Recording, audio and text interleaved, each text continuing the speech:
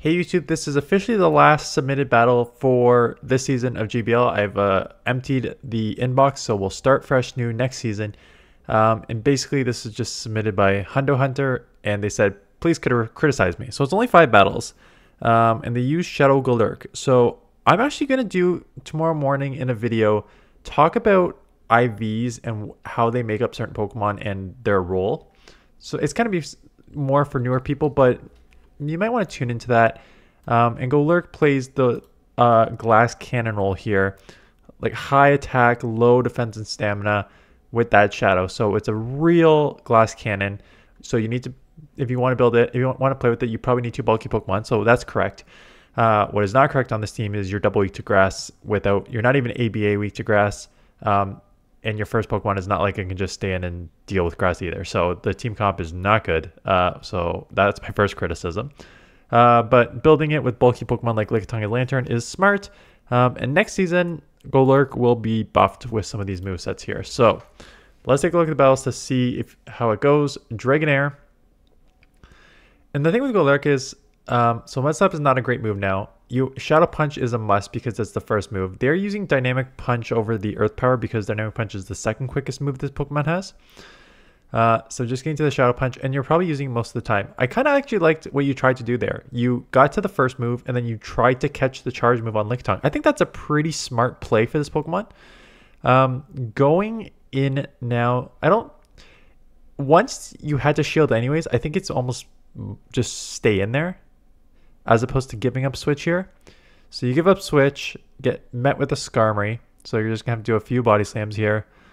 Yeah, I like the idea of trying to absorb that damage on Lickitung, but once you didn't get it and you like CMP'd essentially, just stay with Golurk and try and get the Shadow Punch, and then you'll probably win CMP again, and then instead of getting farmed down on the second shield, you can then switch, sort of thing. But we are spamming some body slams here. And grab a shield. They're getting me to the farm down, which is okay for you because you have Lantern, which will just resist all the moves here. So coming in, they are now just frozen, being like, ah, crap, I've got nothing to do here. Let's just throw the resisted Brave Bird. Let's throw the resisted Sky Attack and then get sparked down. Okay. They come in Quagsire, staying in. Some Quagsires run Mud Bomb, some just run Stone Edge Aqua Tail, so we'll see what this has. It is a Mud Bomb, so a little worse for you. You do have a Surf here. 2 Surfs, I don't even think 2 Surfs are going to take out a non-Shadow Quagsire though, so that's your problem right off the bat. And the problem is, if you stay in here, you're just going to get them allow them to get a lot of energy, which is going to be able to threaten. So yeah, making that instant swap, going to be able to potentially Mud Slap down here, come out with the move, throw that move ASAP, and this should take it out. Or should take it out? Yeah, you landed the second Surf, right? Yeah, you landed a second Surf, so that will take out there. And Mud Slap's just gonna be better next season. Okay. Neutral-ish. I mean, when I say neutral, it's just because you okay, let me actually just pause this. Okay. When I say neutral-ish, I mean the fact that you're both doing neutral moves to each other. It's actually a bad matchup and this is the problem with Golurk. It's a bad matchup overall for you because 1, you're going to get out Charmed for starters. 2, Shadow Punch is resisted because it's a normal typing. And then you have to go to a Dynamic Punch, which if you get to it, they could just easily shield and just out Charm you in the 0-1 if they want. So it is generally a bad matchup for Golurk, and that's why Golurk is ranked pretty low. It's just because it is very, very glossy, and using it the way you just used it there is probably not the best way to use it. I think I've never used Golurk, so I can't be like, you should use it this way. My thought process is you have 2 bulky Pokemon in the back. You either chip a bit and get a move off, or you maybe lead Lantern or Lickitung, chip a bunch with those Pokemon, try and grab shields with those Pokemon, and then try and sweep in the back with Golurk up shield after the other Pokemon do a bunch of damage. So you took a ton of charm damage. You're very, very low on Golurk. You come into the Lickitung, which doesn't have a good matchup against Wiggly, but they get out into their fighter. Your elixir still doing super effective. Power up will chip here. They can probably get to another Night Slash before you get to a Body Slam. You're going to commit the shield. I don't know about that.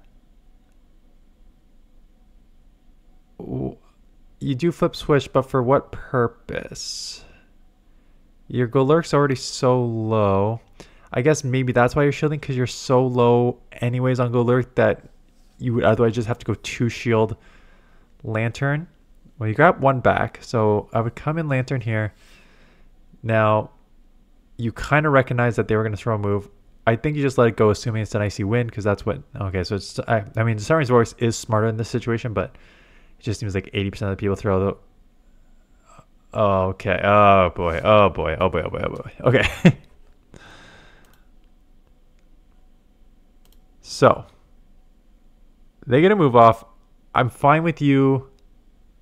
Even though all the moveset on Poliwrath are resisted, like Icy Wind and Scald are resisted, I still don't mind taking this move because I figure, again, 8 times, 9 times out of 10, they still throw even resisted Icy Wind. So kind of unlucky. Stage with the Disarming Voice. So you're at a move.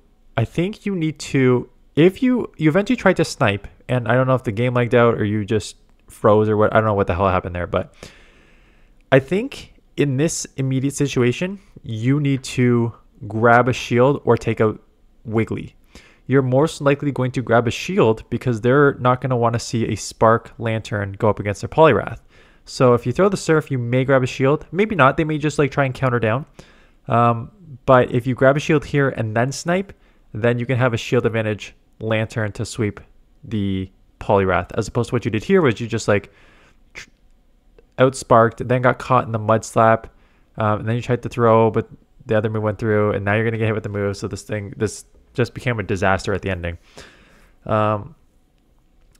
So going to try for the Spark down and then try and get there, but except you're 1, you got a bait, but when that counter correctly goes through as it should, and that will take you out. So they easily shield and beat you there.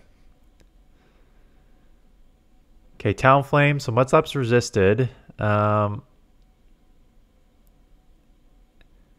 just got to throw here on 12 versus 15. I guess you can kind of go. You can go 1 more to get to 15, but it'd be tricky. And then yeah, okay. So you have the idea right, and you just got to take the move. No, you can't do. No, you can't do that. You can't. You're playing it right, except for that shield. If you're playing with Golurk and 2 bulky Pokemon in the back, your point is to save all the shields for Golurk and try and use the bulky Pokemon in the back as a 3rd shield. You don't make that swap to then just shield anyways. That doesn't make sense. So you're half Ghost, so Golurk... Okay, I'm surprised you didn't come back in Golurk because Golurk is half Ghost. So it would resist the counter and it would allow you to get to some move. And oh look, here's your crappy team comp in Criticize. Criticize me. Your team comp's garbage. Don't be double weak to grass when you have no answer to grass. And it's okay to be double weak to grass if you're running like an ABA, something like a Zoomerl or Feraligatr on the lead that has Ice Beam or... Yeah, that has Ice Beam on both of those to threaten a grass Pokemon. You can't be ABA. You're not even ABA weak to grass because Licktung's not an answer for grass.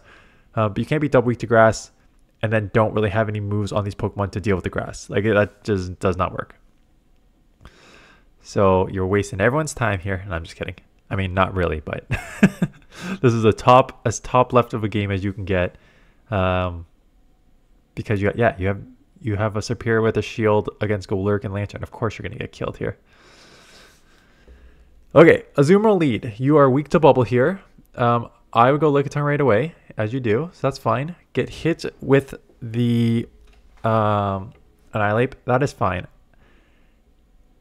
I mean, you kind of have to let the first go because you don't want to be super obvious about this. You need to try and flip switch here if you can. So just going for the Body Slam, which is resisted. I would have gone just for the Power Whip just to try and grab a shield or flip switch there.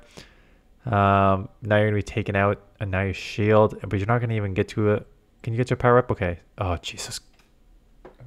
Oh my god. Okay. So come and go Lurk. No, you're coming in Lantern and just showing that you have a Lantern that will beat their Azumarill. So they're probably going to have something in the back. And now you're going to have poor alignment. And now you're letting this go. Already down shields. Oh boy. They have Gligar, so at least you can get maybe a couple Surfs off here and then come Golurk. Maybe they double shield. Maybe they freeze out. That's your win con. Oh my goodness, your win con is they freeze out.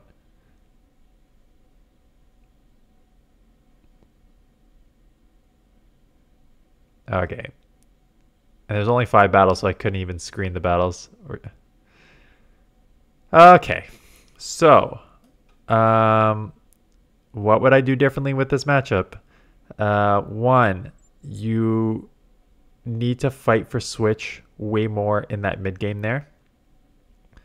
I would throw the power whip. I don't think it's worth baiting there. Like the risk versus the reward just doesn't seem there to me. If you're gonna lose switch, lose it with the shield up sort of thing, right? Force that power whip on them to chip them huge, potentially flipping switch there, or grab a shield. So that way, if you do have to go back and go lurk because counter on Annihilate is resisted, you can go back in, take the resisted counters, and then just try and go 2 shield lantern in the back. Okay, here we go. Getting a bit of energy. Holy Annihilates. Have we seen this friggin' mid-game 1,000 times now? In 5 battles? Yes. Okay, Annihilate again. We won't see this next season. Both of these are nerfed, so we will not see this next season. Getting off the power up correctly. I don't even, again, it probably doesn't even take out from this range, but fine, you grab a shield. That's fine. This thing has a move. So you either you have 2 decisions here. If you go lurk, you got a shield. Or what I would do is just let this go and just let this go. Take these moves, use Lantern as the 3rd shield, and then honestly come Golurk right now. I would just come Golurk right now. You can, that's fine. You can Spark down because they're going to come in Dragonair, which is everything's resisted. Now you're shielding up their Body Slam to try and chip, which is not a bad idea because Thunderbolt will chip enough that it will put it in Mud Slap range. So you can chip here and then come in immediately with Mud Slap. And they have a Skarmory in the back. So Mud Slap is resisted. Dynamic Punch will be neutral here and do a lot. But you're just going to go down here. You kind of have to shield. Yeah, if it's a Brave Bird, it would take you out. So you have to commit that shield. So get it. Can you Spark down? You can. And then you need to get to a Thunderbolt because a Surf will not take out. But a Thunderbolt on a Shadow Dragonair with less than 50% probably will take out. Ooh, 1 HP. You just go down there. Unlucky. Yeah, I think you had the right idea in that matchup. You just basically, again, I probably would have come and go lurk because the thing with go lurk is it's so attack heavy, right? So the only thing I would switch about that is you stayed in here. You were correct to let both of these moves go here. But as soon as they throw this second move, oh, sorry. Where's the second move? So this is the first move. And I think they go back to back here on the Night Slashes.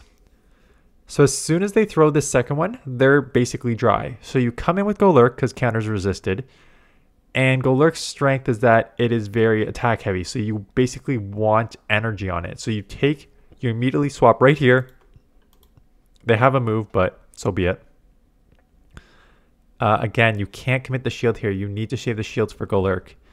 And the problem with saving shields for Golurk, let me actually talk about that for 1 second before we end this video.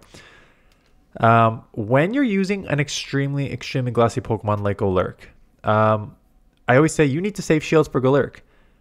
Don't oversave to the fact that you can get fast move down, right? And we saw the Wiggly matchup and we saw the Dragonair matchup here where Golurk got like 3 mud slaps off, and it's at like 60% health here. So when I say save shields for it, yes, you need shields because this thing cannot take anything, but you cannot let it just get like farmed down, like taken out by fast move damage. So you need to like balance that when you're playing this Pokemon. And that's why I think it is better as a closer than a lead. So if I was going to play Golurk personally, what I would do is I'd probably run Lantern lead. I mean, I wouldn't run this team. I would not run Lantern lead. I would run something better to offset Golurk's weakness of grass and water. Like, you got the water answer, but you don't have a grass answer. And then Golurk, try and grab shields with whatever Pokemon in Lickitung, and then try and have shields in the back with Golurk to then just sweep. That's how you probably would play it better. Okay, that is the end of the season. I was gonna do. I don't think I'll shoot 2 videos. I think I'll just do the IV videos. I was gonna do like a season wrap-up video because I had been doing them for the last couple seasons. But tomorrow I'm thinking I'll do the IV video about what Pokemon, the different IVs mean and what that means for the Pokemon and how to build with them. And then tomorrow afternoon is going to be a covering the first event, which is when all the new Galarian, Galarian starters are available. So I kind of go over those and the dragon that's in the eggs to see like if they're good in GBL. So stay tuned for that tomorrow afternoon. And then Tuesday is league turnover. And league turnover means top teams. So there's 2 things on Great League. So we'll do a Great League building with all these new Pokemon that are buffed. And then there is like I think it's a little cup to start the season. So we'll do that. But like it's also on the second week, and everyone's going to want to test a new Pokemon out. So I'll do a top teams just for the views and the search if people are searching for it. But I'm not playing it first week. I will tell you right now, I'm going to do a Beyond the Hype of every single buff Pokemon. And I'm really looking forward to it. I have not played, again, I hit Legend, I guess 3 weeks ago at this point. I have not played GBL since, and I don't miss it at all. But I'm excited. I'm really excited to play this new season and test out all these new Pokemon.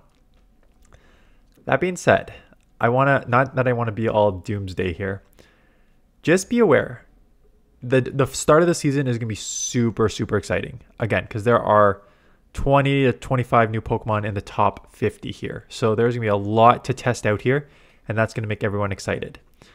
Everyone was bored of the old meta.